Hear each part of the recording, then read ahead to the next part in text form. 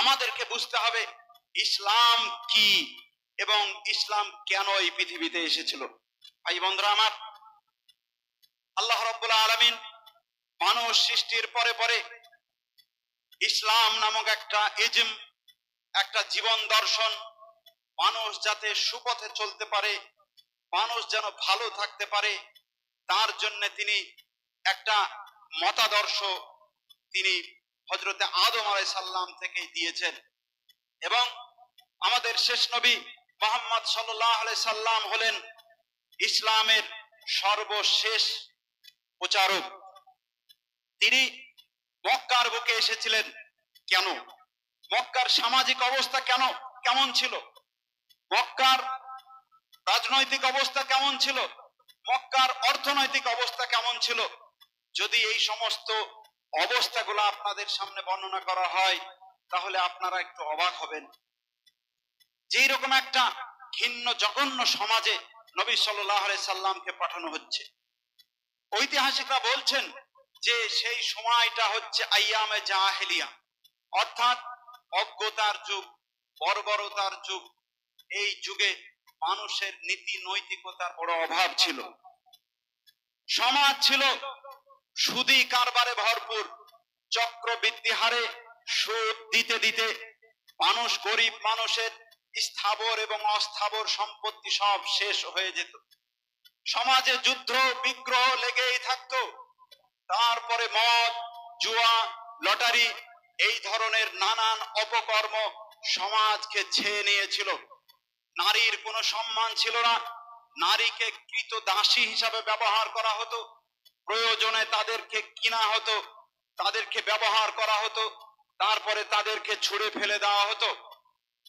নারীদের কোনো বিবাহের কোনো সিস্টেম ছিল না। একজন নারী একাধিক পুরুষের সঙ্গে মিলামিশা করতে পারত।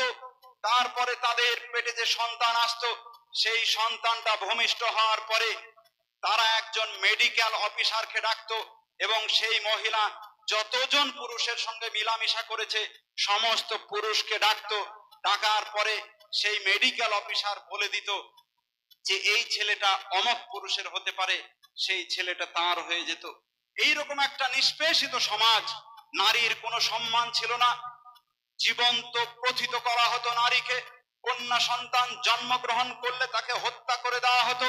এইরকম একটা সমাজ ব্যবস্থা। নারীর পিতামাতার সম্পত্তিতে কোনো অধিকার ছিল না। ইসলাম আসার পরে নবী সাল্লাল্লাহু আলাইহি সাল্লাম এই জন্য মক্কার বুকে আল্লাহ রাব্বুল আলামিন তাকে পাঠালেন চুরিকে বন্ধ করার জন্য, ছিনতাইকে বন্ধ করার জন্য, রাহাজানিকে বন্ধ করার জন্য, কালোবাজারিকে বন্ধ করার জন্য, লুটপাটকে বন্ধ করার জন্য, তুলাবাজিকে বন্ধ করার জন্য, সুদকে বন্ধ করার জন্য, ঘুষকে বন্ধ করার জন্য, একটা পিসফুল সমাজ প্রতিষ্ঠা করার জন্য নবী সাল্লাল্লাহু আলাইহি সাল্লামকে 570 খ্রিস্টাব্দে আল্লাহ রাব্বুল আলামিন মক্কার বুকে পাঠালেন। এবং তিনি বললেন যে নারীরা আজ কৃতদাসী নয়, নারীদেরকে সম্মান দেওয়া হলো। মাতৃজ্ঞানে নারীকে সম্মান দেওয়া হয়েছে। মায়ের পায়ের তলায় জান্নাত, এ কথা আল্লাহ রাসূল ঘোষণা করেছেন। কৃতদাসকে মুক্ত করেছেন।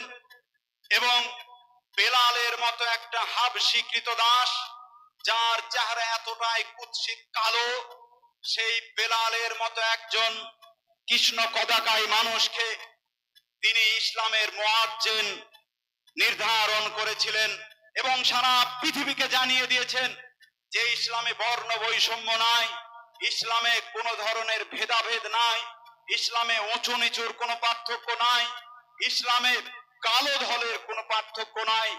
ইসলামে বিচার হবে একমাত্র আল্লাহকে কে কত ভয় করছে তার ভিত্তিতে।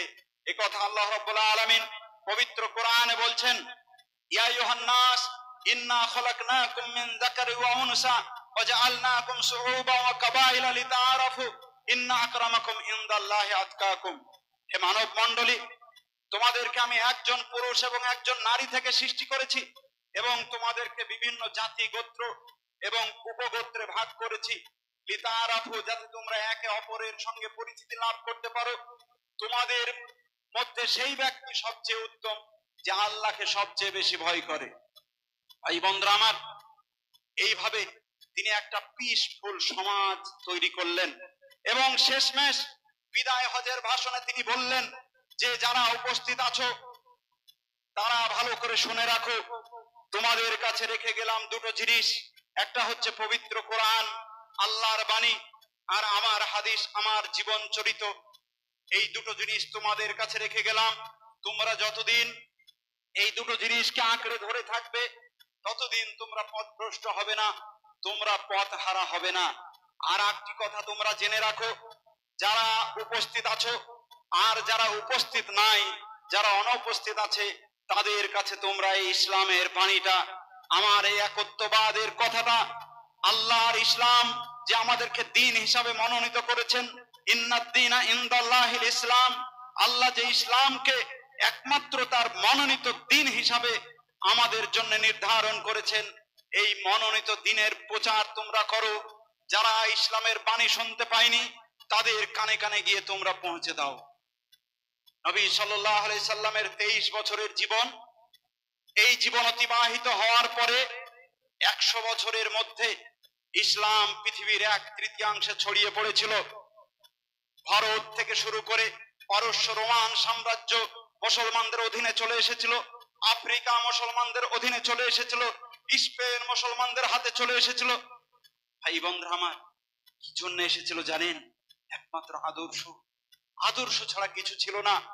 মক্কার বুকে যখন মানুষ মানুষ হিসাবে বেঁচে থাকার অধিকার পেয়েছিল, অনেক ঐতিহাসিকরা বলেছেন, বিশেষ করে ডক্টর উইলিয়াম মুর, তিনি একজন বিখ্যাত ঐতিহাসিক, ব্রিটিশ ঐতিহাসিক, তিনি বলছেন যে সিরিয়াবাসী খ্রিস্টানগণ তারা যতটা সুযোগ সুবিধা না পেয়েছিল তাদের শাসকদের কাছ থেকে, তার চেয়ে অনেক বেশি সুযোগ সুবিধা পেয়েছিল আরব মুসলমানদের অধীনে।